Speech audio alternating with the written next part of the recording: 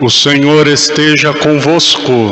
Ele está no meio de nós. Proclamação do Evangelho de Jesus Cristo, segundo São Lucas. Glória a vós, Senhor.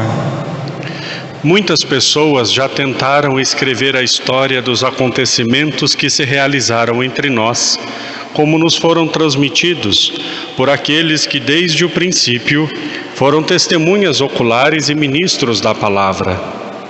Assim sendo, após fazer um estudo cuidadoso de tudo o que aconteceu desde o princípio, também eu decidi escrever de modo ordenado para ti, excelentíssimo Teófilo.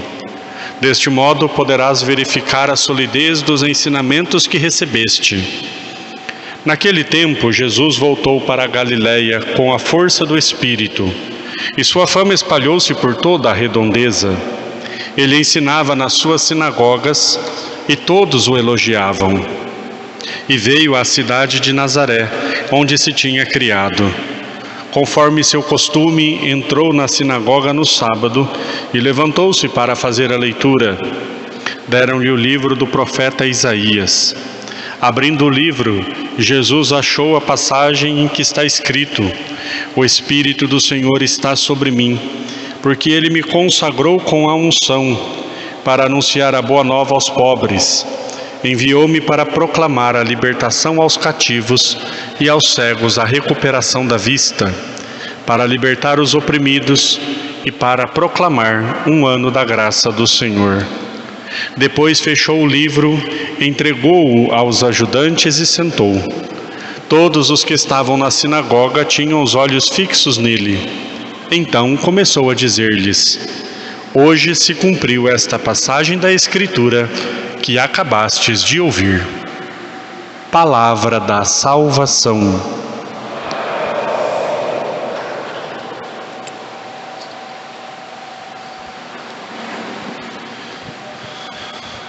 Ó Maria concebida sem pecado, rogai por nós que recorremos a vós. Em nome do Pai, do Filho e do Espírito Santo. Amém. Queridos irmãos e irmãs, uma alegria celebrarmos esta Eucaristia. Já tem acho que uns 2 domingos que eu não rezava essa missa das 11 horas, então já estava com saudade de vocês. Muito bom rezarmos juntos. Hoje o Ministério cantando conosco também, sempre uma alegria tê-los conosco. Muito bom. Terceiro domingo do tempo comum. Há 2 domingos atrás nós celebrávamos o batismo de Jesus, abrindo este tempo comum. Vamos agora até o finalzinho deste mês, depois vem quarta-feira de cinzas e começamos a quaresma, mas até lá nós vamos celebrando o tempo comum. O evangelho de hoje é um evangelho muito importante, muito especial. É o início do evangelho de São Lucas, os primeiros versículos do evangelho de São Lucas. E ele começa de um jeito um pouco diferente do que nós estamos acostumados a ouvir os evangelhos, né? Começa dizendo, na verdade aqui São Lucas ele está escrevendo, está dizendo por que ele escreveu o evangelho, está explicando por que ele escreveu o evangelho. Então ele começa dizendo, muitas pessoas já tentaram escrever aquilo que aconteceu, né, desde o início, aqueles que foram testemunhas oculares. Ele está falando dos 2 outros evangelistas, né, que já tinham escrito o evangelho, Mateus e Marcos. Ele é o terceiro a escrever o evangelho e por último foi João. Então ele diz, né, aqueles que foram testemunhas, mas ele mesmo, São Lucas, não foi discípulo de Jesus, não conheceu Jesus. Ele foi discípulo de São Paulo, que veio bem depois da ressurreição de Jesus. Então o que São Lucas fez para escrever o evangelho? Ele diz aqui: assim sendo, após fazer um estudo cuidadoso de tudo o que aconteceu, eu também resolvi escrever de modo ordenado. Ou seja, São Lucas foi conversar com as pessoas que conheceram Jesus. Em especial, a tradição nos diz que São Lucas esteve com a Santíssima Virgem Maria. São Lucas esteve com Nossa Senhora, conversou com ela e ela contou para ele as coisas que aconteceram.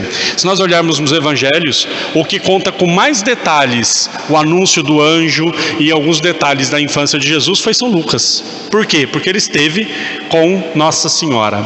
Mas aí vem a parte interessante. Então ele diz assim: então por isso eu resolvi escrever de modo ordenado.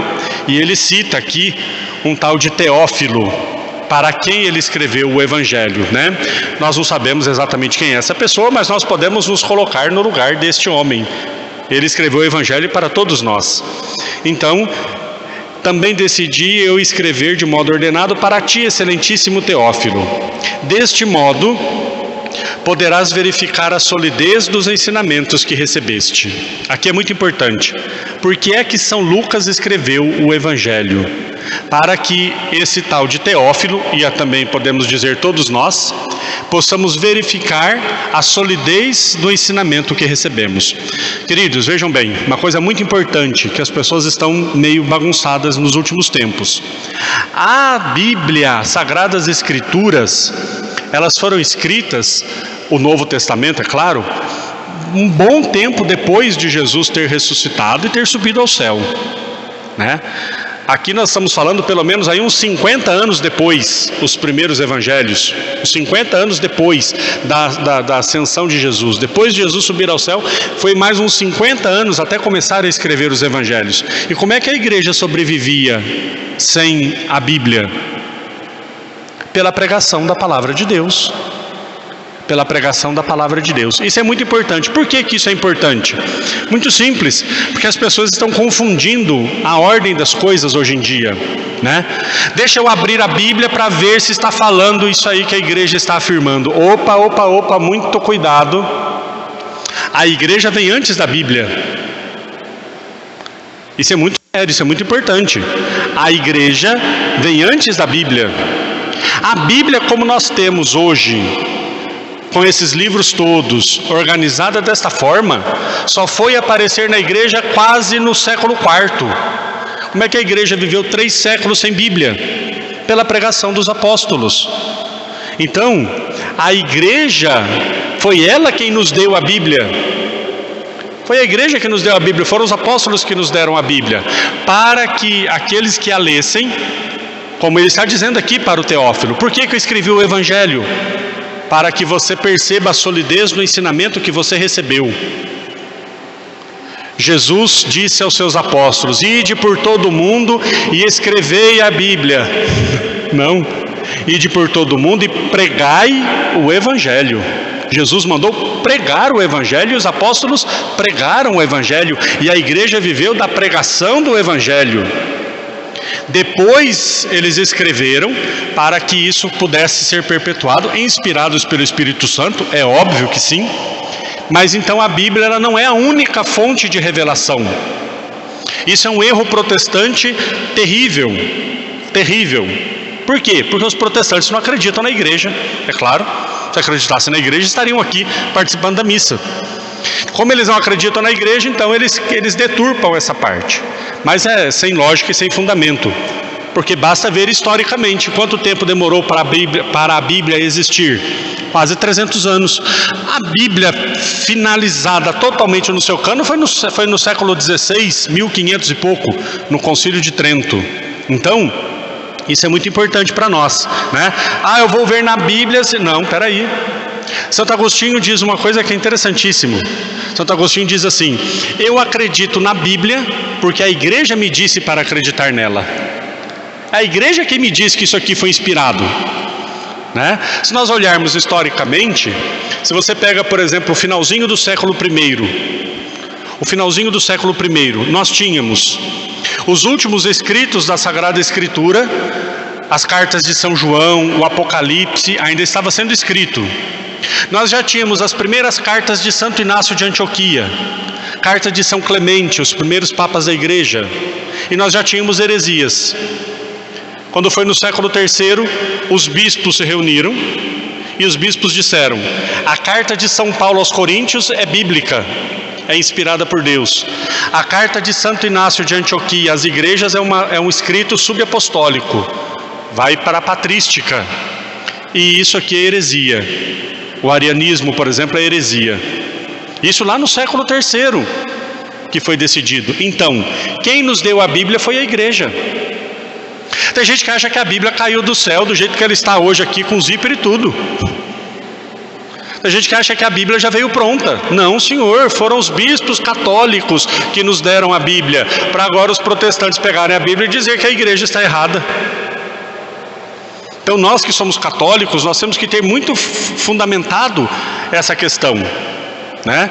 Repito, eu não vou abrir a Bíblia para ver, deixa eu ver se a Bíblia está me dizendo não, primeiro vem a igreja. São 3 fontes de revelação. Deus se revela de vários modos. Primeiro, é óbvio, a Sagrada Escritura, claro, mas também a tradição da igreja, a pregação dos apóstolos. Tem muita coisa que os apóstolos pregaram e ensinaram que não está escrito na Bíblia, mas eles ainda são apóstolos, eles ainda foram enviados por Jesus. Jesus ainda continuou dizendo: que ligares na terra será ligado no céu. E a terceira fonte de revelação, o magistério da igreja. Aquilo que a igreja nos afirma, aquilo que a igreja, no seu magistério, inspirada e assistida pelo Espírito Santo, ela continua nos ensinando com o passar do tempo, também é um modo de Deus se revelar a nós, né? Então isso é muito importante. Teve um tempo atrás aí que deu uma polêmica na internet essa questão.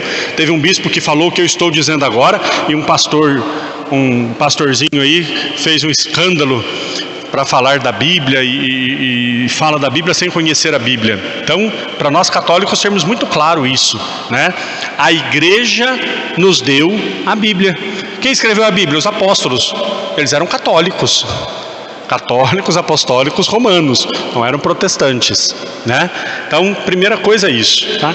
Mas esta igreja, e aqui é a beleza, esta igreja, depois o restante do Evangelho é aquela passagem conhecida que Jesus fala sobre a passagem de Isaías, que foi dita sobre ele: o Espírito do Senhor está sobre mim. Nós já vimos há uns domingos atrás essa reflexão. Mas eu queria falar sobre a segunda leitura da carta de São Paulo aos Coríntios, porque São Paulo fala deste mistério, o mistério da igreja. O mistério da igreja. Eu tenho um dó danado de quem não conhece a igreja, né? Ou conhece uma caricatura da igreja. As pessoas acham que igreja é essa organização que nós temos, que é preciso e é importante, mas é o de menos, é a parte menos importante da igreja, é a parte que menos expressa o que a igreja é a sua instituição, né? A igreja é dividida em 3 partes, 3 dimensões. A igreja militante, que somos nós que estamos aqui. Militante vem de militar, de luta, de guerra. A vida do homem sobre a face da terra é uma luta, é uma guerra. Nós estamos aqui lutando para alcançarmos o reino dos céus. Então é a igreja militante, essa organização humana que nós temos, né? Com as suas instituições e com as suas situações. Depois tem a igreja padecente.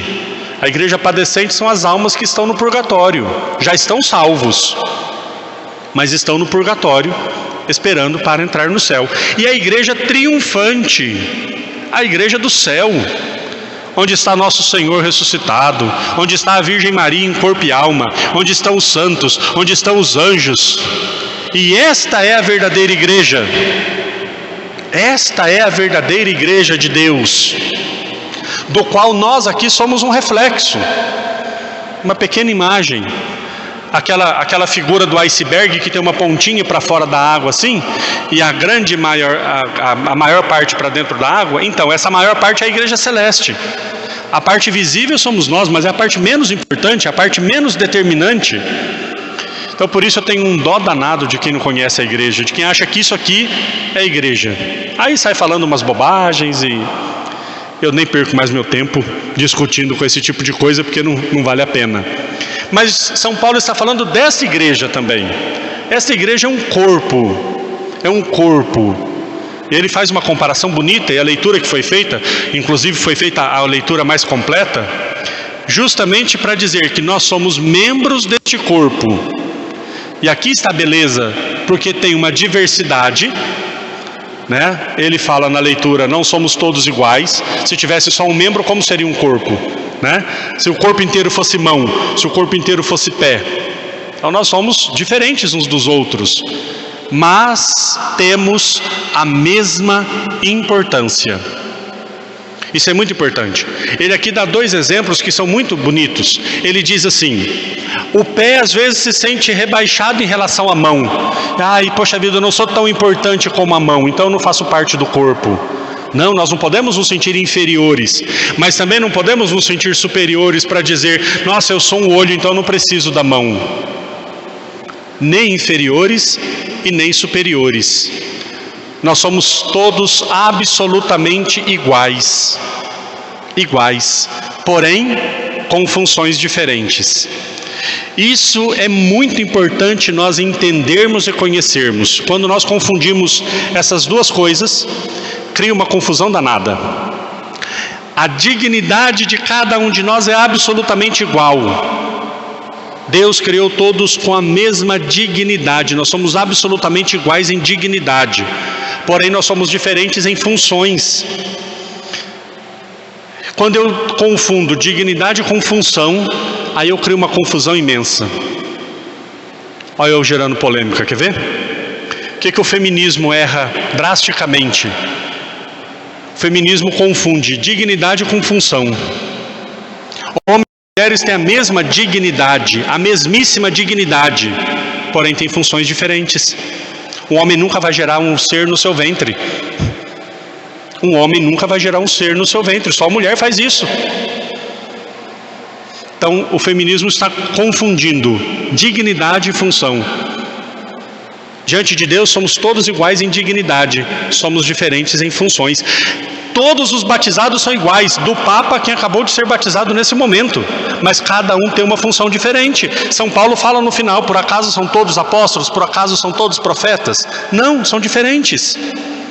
Eu sou padre, eu tenho funções diferentes de vocês. Eu não sou melhor que vocês porque eu sou padre. Claro que não, mas eu tenho funções diferentes. Só o padre pode consagrar a Eucaristia, só o padre pode perdoar os pecados, mas tem coisas que só os leigos fazem, só vocês constituem família. Então função e dignidade são duas coisas diferentes, e quando nós confundimos dá essa confusão danada. Eu não canto, mas tem quem cante, graças a Deus. Eu canto tão mal que se eu cantar no chuveiro a água esfria. Eu sou péssimo, mas tem quem cante, graças a Deus. Não precisa um fazer todas as coisas, não é verdade? Quando eu entrei para a vida religiosa, eu demorei para entender isso, e para mim foi um sofrimento, porque eu via alguns irmãos que tinham o dom de cantar e eu falava, poxa vida, eu não canto. Aí eu via outros irmãos que tinham o dom de pregar a palavra de Deus e falava bonito, e eu falava, eu não sei fazer isso também. Aí eu via outros irmãos que tinham um dom artístico, pintava, fazia, eu também não sabia fazer. Aí tinha outro, eu entrei numa crise e falava, eu faço o quê? E eu sei fazer o quê? Mas depois eu aprendi duas coisas. Primeiro, que eu tenho o meu lugar, né? Aí a questão da liturgia, eu acabei me interessando muito pela liturgia, fui estudar liturgia, fui ser cerimoniário, enfim, essa parte me ajudou muito. Mas mais do que isso, eu entendi que se um canta, eu também canto, porque ele é membro do mesmo corpo que eu. Se um é artista, eu também sou, porque é membro do mesmo corpo que eu. São Paulo vai dizer depois, se um membro sofre, todos sofrem. Se um membro se alegra, todos se alegram. Então essa unidade faz de nós um só. Mas ao mesmo tempo nós também deveríamos sofrer com aqueles que sofrem, né? Aí é uma dimensão de compadecer-se com o sofrimento do outro. Mas o fato é isso, meus queridos irmãos e irmãs. A igreja é um organismo vivo. E nós somos membros desse organismo. Nós somos membros deste corpo. Nós fazemos parte de uma engrenagem, podemos usar essa imagem também, que movimenta muitas coisas. Então nós não podemos nos sentir, sabe, inferiores, que não temos serventia para nada. Não, cada um no seu papel. Cada um no seu papel, lá na sua casa, no seu trabalho, no testemunho que você dá de vida. Não precisa todos estarem aqui no altar fazendo alguma coisa para ser membro da igreja. Nunca foi o que Jesus quis e nunca foi o que a igreja quis. Mas em cada lugar de vocês chegam em lugares que o padre talvez nunca chegue. Tem pessoas que vão conhecer o evangelho pela vida de vocês e talvez nunca vai escutar uma palavra do padre, mas vendo vocês vão conhecer Jesus. Está vendo como o corpo chega em lugares distintos? Então, primeiro, alegrarmos-nos em pertencer a este corpo, a esta igreja, depois honrarmos esse corpo, defendermos a nossa igreja e, acima de tudo, vivermos a nossa vida de santidade, para juntos um dia estarmos na igreja triunfante, adorando o nosso Deus por toda a eternidade. Louvado seja nosso Senhor Jesus Cristo.